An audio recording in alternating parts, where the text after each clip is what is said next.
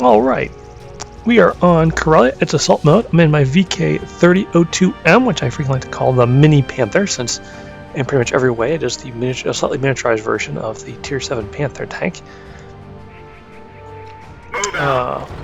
This is a tank I often have some trouble with.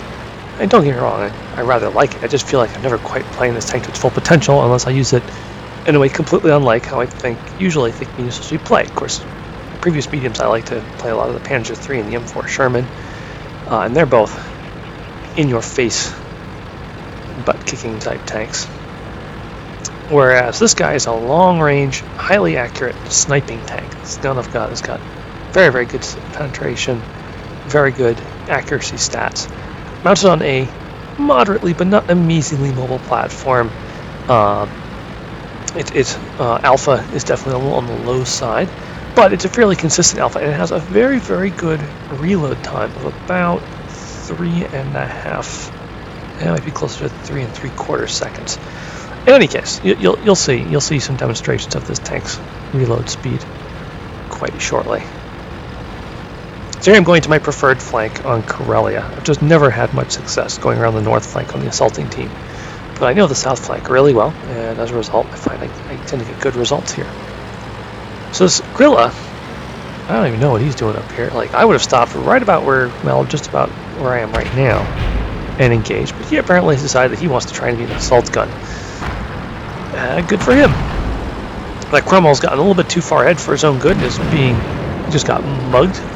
I now know there's an SU-100Y for looking at VK30.02M's position, plus other things. There was a lot of stuff in that Cromwell.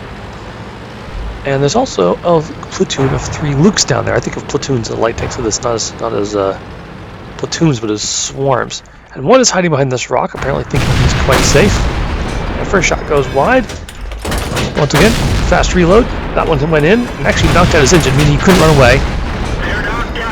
And that shot takes him out. So even though I'm still showing no damage on the hit marker, I actually just finished off a Luke's for about 200 health, something like that. Anyways, bigger problems. The Grilla does a fine job of not hitting me. We didn't penetrate their armor. And now I'm able to start engaging this VK30.02H.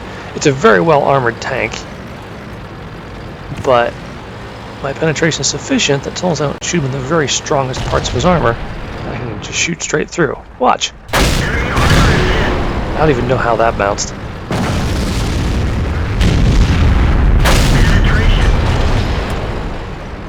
He's got the 88L56. It's a very nice gun. Of course, he's going to show me his side, then he's going to say anything more bouncing anything. Now, before he can finish reloading and try again, I finish him off. Alright, so I've had a good start. I've already got 2 kills. Matter of fact, I got my team's only 2 kills. And I have 451 damage I know about, plus another 200 quote-unquote invisible. So now I race down this way, because I can see that everyone else is looking, let's just say, hesitant to advance. And this tank does come with a very nice 840 hit points, which for Tier 6 is quite good. Matter of fact, it's better than the KV-1S, and actually on par with some of the other heavy tanks of the tier. It does not, however, come with their armor. Despite the bounce you saw back there, this thing does not terribly reliably bounce very much. Here I am hoping to sneak out and just pile a shot in this M4. Success! Remember that SU-100Y? Yeah, I forgot he was there. And he just ripped most of my health off. So I only have about 240 health left. If I spot this flak bus, I go for... use this gun's pure accuracy to finish him off. And now advance down into here to try and get some light for my comrades who are all hanging back. Which is a potentially really dumb idea since I have no armor and only 240 health left. But someone's got to do it, and I'm the one in position to do so. Besides, I kind of feel like I owe that 200 a few dozen shots for that one shot to put into me. But it's very dangerous here. As you can see, there's a Cromwell, a KV-1, the SU-100Y is supplying D1. Oh, and there's a Jumbo as well. That's exciting. See, I'm trying to get engaged without trying to reveal my whole side here. It's not going well. The mantlet of this thing is actually rather troll and can bounce a lot of shots. And the front of the turret's actually fairly small. Alright, see that Jumbo is coming this way, right? He's coming this way quite rapidly. I realize, oh, he's thinking he's just going to use his frontal armor to just overrun me. So I switch to armor-piercing composite rigid. I try and track him as he comes over. Doesn't work. I am lucky he hits me at a steep angle and misses. And now, even though I don't really need the EPCR in the heat of the moment, I forget all about it. That went to my front mantlet. That went to my mantlet as well. And now he's no longer a problem. But even though I'm thinking about switching out of the APCR, someone else is trying the exact same trick. It's an AT2. Once again, come on up. Go for the weak points. He's being... Once again, my gun mantlet is saving me a lot of damage here. And then use the accuracy. Put him out of his misery. Alright, switch back to the normal rounds.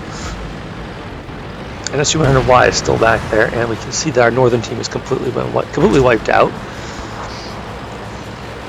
I'm actually up to 5 kills. I would very much like just one more to get Top Gun. With 5 enemy tanks still roaming around, it seems likely. I just have to, like, you know, not die. Alright, SU-100Y is nearly out. Looks like the Leopard is closing in for the kill, so I'm going to go this way. Try and help deal with other enemies.